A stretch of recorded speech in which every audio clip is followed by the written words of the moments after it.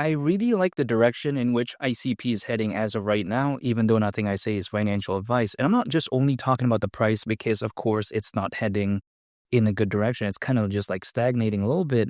But even besides that, $100 still my price target. But even beyond that, the internet computer, I think, is really making some big moves, at least behind the scenes, in a sense that it's not really talked about that much, but I think it is very fantastic. Because here's the thing. If we take a look at it on June 3rd, there will be a World Computer Summit held in Zurich, right? Zurich, Switzerland. I've been to Zurich, Switzerland actually twice, and it's very amazing. But even besides that, in this conference, I would like to call it, right? When it comes to the internet computer, several of its projects in its ecosystem are going to be attending this allegedly. And I would assume, of course, their team, right?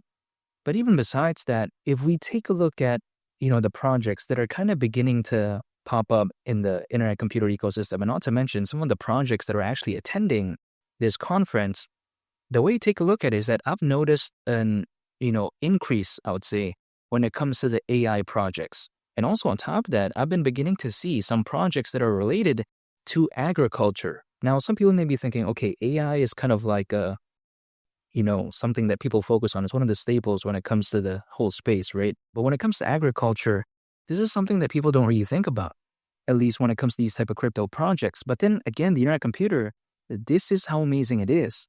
We got to think about this, right? Why could projects that are focused on agriculture, at least on the internet computer, benefit it moving forward? It's because if we take a look at it, according to Virtual Market Research, the global agriculture market is expected to reach nearly $17 trillion by 2030.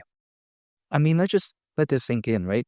The GDP of Canada back in 2023 was around $2 trillion. So again, when we take a look at a market maybe being worth up to, let's say, nearly $17 trillion by 2030, that is really something very impressive in my opinion. And of course, agriculture, it's a very amazing market. It's something very needed in my opinion. So the way I view it is this. When it comes to the internet computer, why would it not be a good place for not only AI projects, but also for projects that are focused on agriculture and maybe even other markets too? Because here's the thing. For $1 worth of smart contract data on the internet computer, allegedly, someone can get over 200 million bytes. But then on Ethereum, for the same price, only around 44 bytes. Not to mention, the average cost per instruction on the internet computer is allegedly over 40 million times less expensive than Ethereum. So straight off the gate right there, I think we can pretty much assume that, it's maybe more cost savings, again, when it comes to the internet computer when compared to Ethereum. That's how amazing it is. The internet computer as well, right? They're attempting to decentralize the internet, which is a very massive goal. But you know what? They were kind of like, focused on that. I felt like in the beginning when I at least first believed in it, but now they're kind of beginning to move on to other markets. So I like the direction there, even though I still think it's a very ambitious dream, I would say. But then, you know what? We aim for the moon and then maybe we land somewhere along the stars, right? And the internet computer as well, right?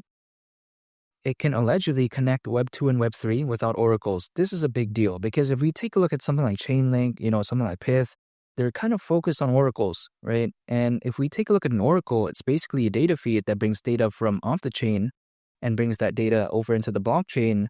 And that way that, again, data can help decentralized applications function properly. But then again, the internet computer doesn't need like that additional step, allegedly. It can connect Web 2 and Web 3 without oracles, while other projects out there, they're focused on oracles.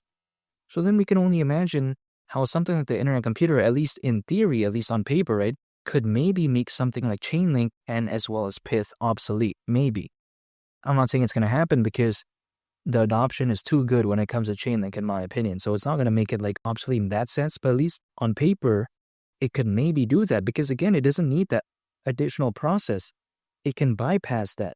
So that is how amazing the internet computer is. But again, as of right now, it's just a waiting game because people like to say, oh, when is $100 going to happen? All this type of stuff. It's going to happen when it's going to happen, in my opinion. If let's say it does, because there's no guarantees, I can't take a look into the future. But at least we can take a look into the past and at least take a look at a scenario in which we could maybe assume the peak of altcoins as a worst case scenario. But again, there's no guarantee because usually altcoins as a worst case scenario, they typically peak around 18 months after a Bitcoin halving event. Now, the last Bitcoin halving event happened in April of last year, so 18 months from then would actually mean around October this year. Now again, is history going to repeat itself every single time? I don't think so. But then, if let's say, Bitcoin does a lot better, and let's say eventually we see that Bitcoin dominance drop, and we see a lot of volume, flow into altcoins, and we see that retail type of attention that we saw back in 2021, but let's say a lot better this time around, I don't see why there won't be a fully fledged type of altcoin season during this bull run. This is just the way to take a look at it. But again, it's only a time will tell type of scenario. And $100 when it comes to ICP, it doesn't even feel that, outlandish to begin with, because if it were to reach that price, considering current circulating supply, market cap at that point would be around $53.5 billion, which would actually be around a 19x from here. So it's not going to be the best upside of all time, but it doesn't seem that bad to me. And the way to take a look at it is that, all I got to do right now is just stay patient, acquire more, hold, and I just wait. That's it, because the market's going to wake up when it wants to wake up. But I want to be prepared for a moment in which it does that by accumulating, holding, and just waiting. And make sure to subscribe if you gain value from this video. Greatly appreciate it. It's been Lee the Captain, and I'll catch y'all on the next one. I'm out. Peace. Bye.